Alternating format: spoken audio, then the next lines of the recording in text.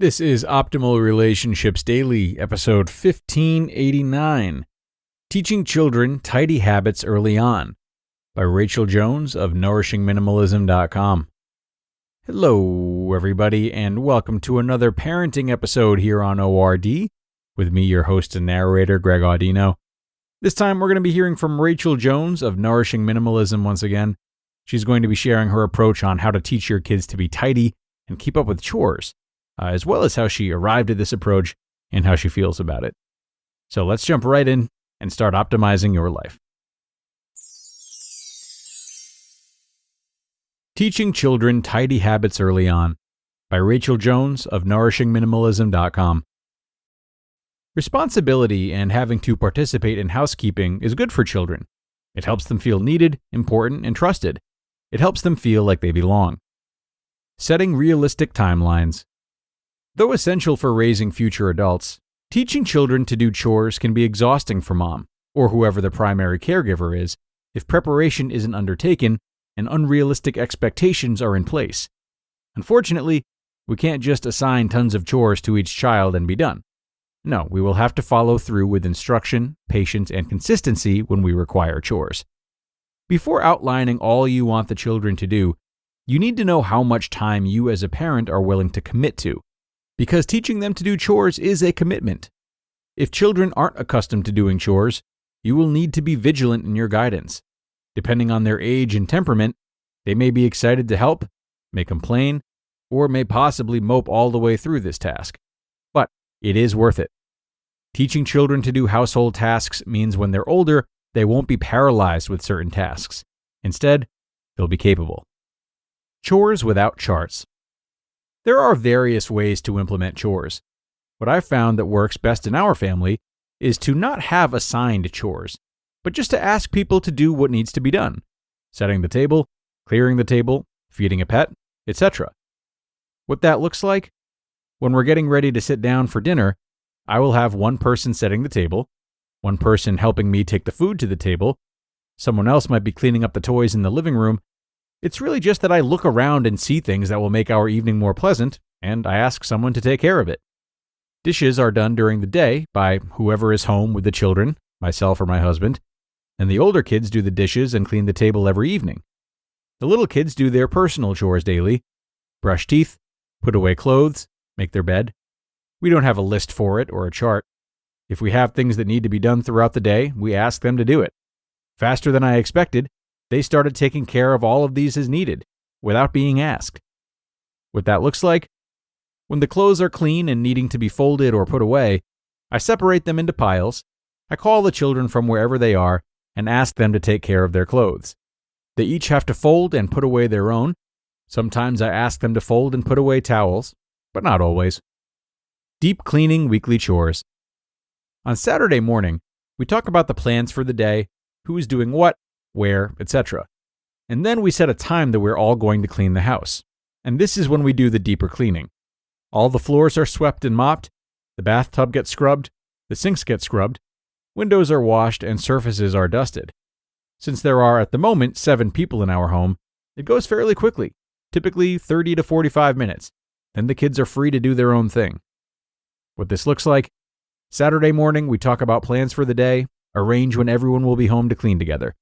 We turn on some loud music, most often dubstep that the olders like, and get to work.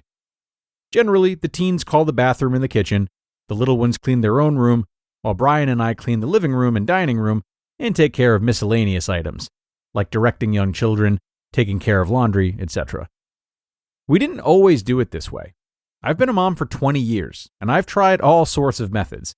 Some have worked better than others, but to be honest, all the different charts or gimmicks only worked for a few days, if we were lucky a few weeks, and then we would have to move on to something else to inspire. Instead, what has worked the best is to build cleaning and tidying up into our normal everyday life, to follow instructions and to be available to help others.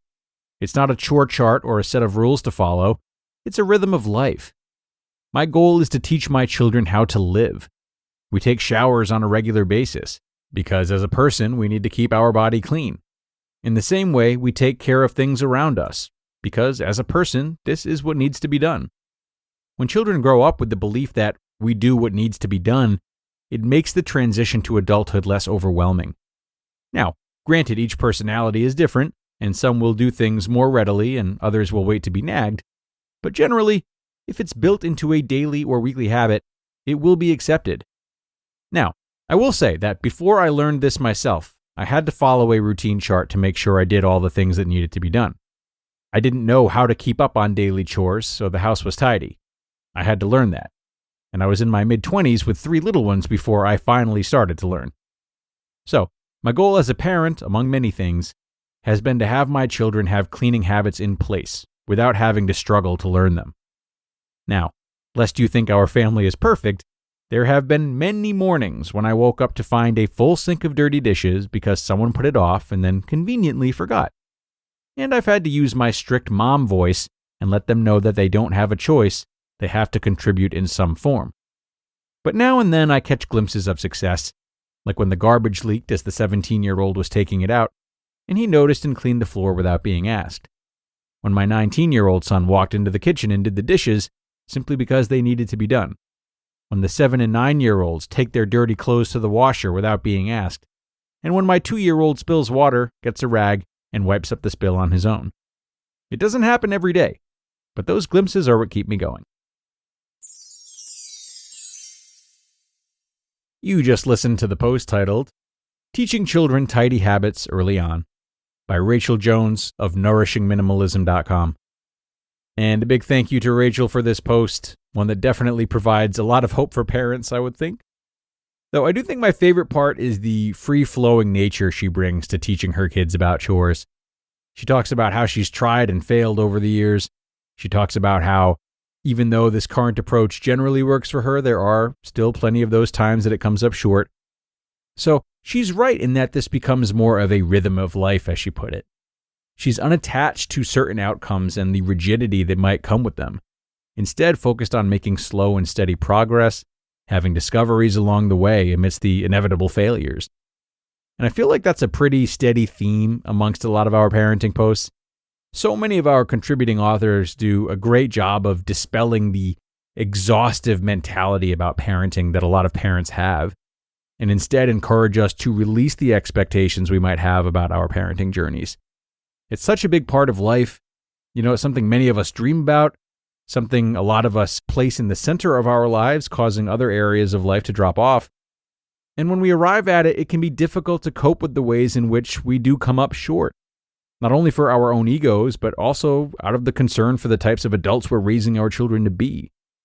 But such a big part of treating ourselves and our kids well is being patient with mistake making and the lessons that come with it. Again, something that was certainly on display today. So, with that, it is time to get going for today, everyone. Many thanks to Rachel once again, and of course, thanks to you for being here and sharing this with someone. That always helps and is highly appreciated. And other than that, have a great rest of your day, and I'll see you tomorrow for another parenting post. That's where your optimal life awaits.